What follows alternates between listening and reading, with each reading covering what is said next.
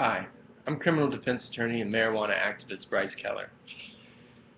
I'm a member of Law Enforcement Against Prohibition. This is my elevator pitch.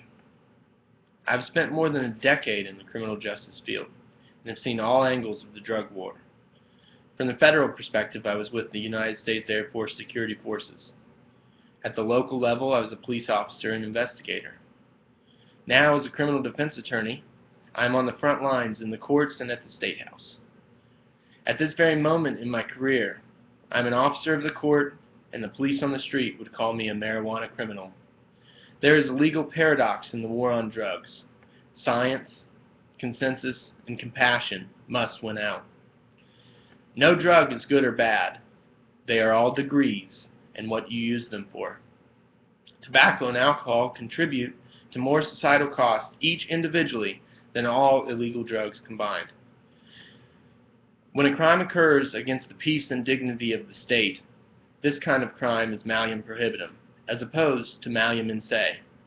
The first meaning prohibited action, the second meaning wrong because there's an identifiable victim. When an adult uses marijuana in his own home, the state can prove no victim.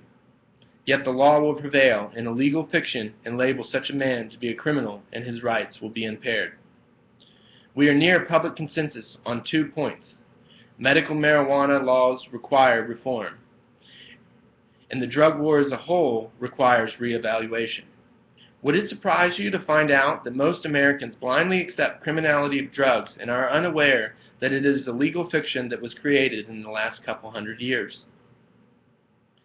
Prohibition doesn't work because it creates a black market, provides child access, and every consumer is denied the protections afforded in regulated industries. No one would say that hard drugs are good for you, but the addict is a victim, not a criminal. Furthermore, the hustler is a product of the black market opportunity created by a flawed system.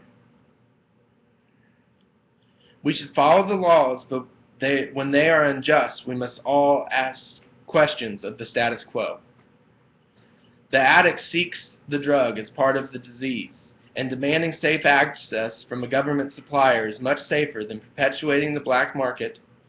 Not to mention, the hard drugs often contribute to terrorist funding, organized crime, and gangs.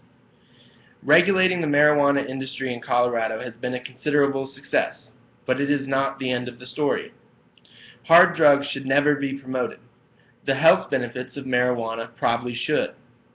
We all must engage in a rational discussion of whether the use of a substance, good, bad, or otherwise, would label you a criminal, because the cost of doing so is much greater than simply providing civil intervention as required.